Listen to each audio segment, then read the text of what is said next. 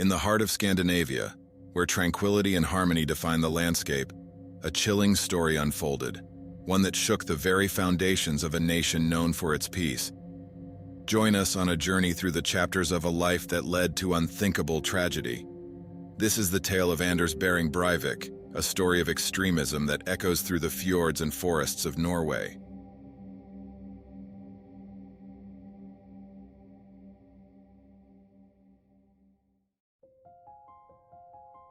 In the quiet town of Skøyen, Norway, Anders Behring Breivik spent his early years navigating the challenges of adolescence against the backdrop of the country's stunning landscapes.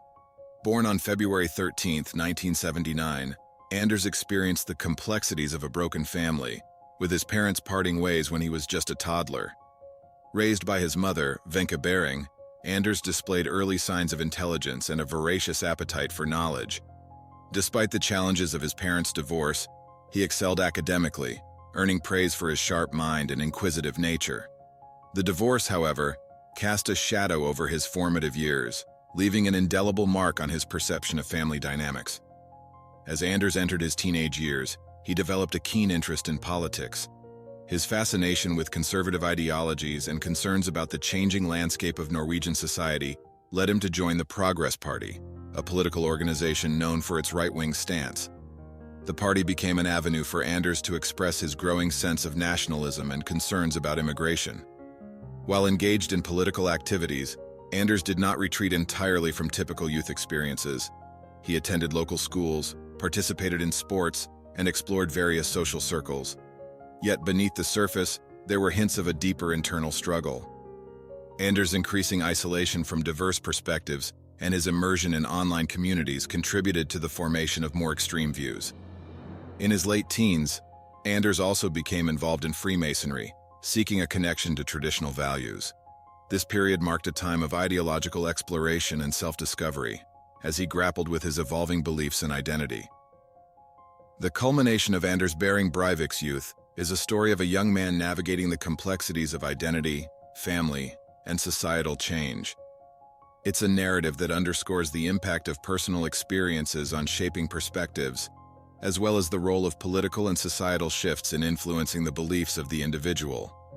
As Anders entered adulthood, the world would soon bear witness to the tragic consequences of a path that veered towards extremism. However, focusing on his youth provides an opportunity to understand the factors that contributed to the formation of his worldview before the shadows deepened, offering insights into the early influences that shaped the individual, who would later become a notorious figure in Norwegian history.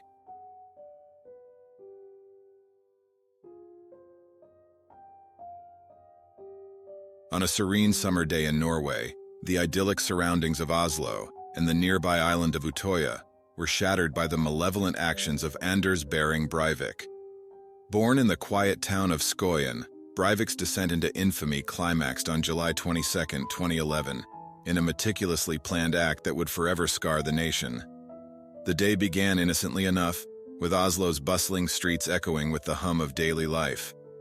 Little did the city know that an ominous event was about to unfold.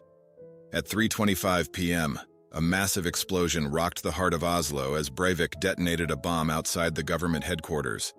Glass shattered, debris scattered, and the blast claimed the lives of 8 people, leaving many others injured. Emergency services rushed to the scene, grappling with the immediate aftermath of the explosion. Little did they know that this act of terror was merely the precursor to an even more horrifying chapter. While the nation reeled from the shock of the Oslo bombing, Anders Behring Breivik set his sights on Utøya, where a youth camp organized by the Labour Party was in full swing.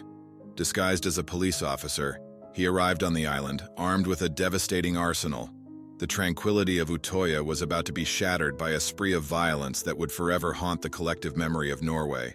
Breivik's calculated shooting spree on Utøya targeted the most vulnerable, young campers. The island, once a symbol of youthful exuberance, became a nightmarish landscape of chaos and fear. For 72 agonizing minutes, Breivik roamed the island, leaving a trail of devastation in his wake. The toll was heart-wrenching. 69 lives lost, most of them young souls full of promise and potential. The events of July 22, 2011, sent shockwaves not only through Norway, but reverberated across the globe.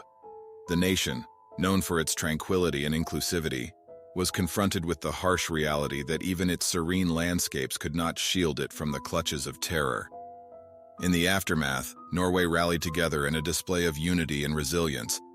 The grieving process was collective, as the nation sought to comprehend the incomprehensible and find strength in solidarity.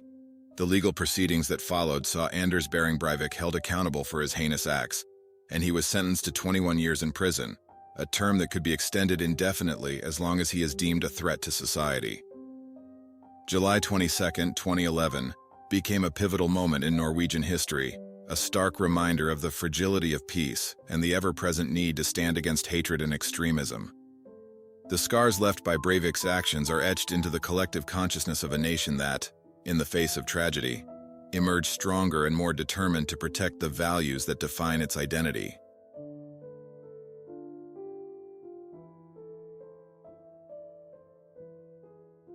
The manifesto, titled 2083, A European Declaration of Independence, became the culmination of Anders's distorted worldview. The document, spanning over 1,000 pages, was a chilling blend of political diatribe, anti-immigrant rhetoric, and a call to arms against what he perceived as the forces eroding traditional European values. As the digital pages unfolded, readers were confronted with a twisted narrative that oscillated between personal grievances and a warped sense of duty. Anders railed against multiculturalism, Islam, and what he saw as the impending demise of Western civilization. His writing revealed a mind entangled in conspiracies, shaped by a toxic mix of isolation, online radicalization, and a distorted interpretation of history. The manifesto wasn't just a document, it was a disturbing journey into the labyrinth of a radicalized mind. Anders meticulously detailed his extremist beliefs, providing a roadmap to the motivations behind the shocking events that unfolded on July 22, 2011.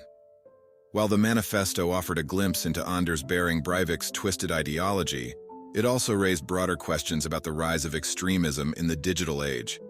The internet, once a tool for connectivity and information, had become a breeding ground for radicalization. Anders's manifesto highlighted the dangerous synergy between personal grievances and the echo chambers of online communities that amplified and distorted his beliefs. As the world grappled with the aftermath of the tragic events in Oslo and Utøya, the manifesto served as a haunting reminder of the fragility of societal harmony.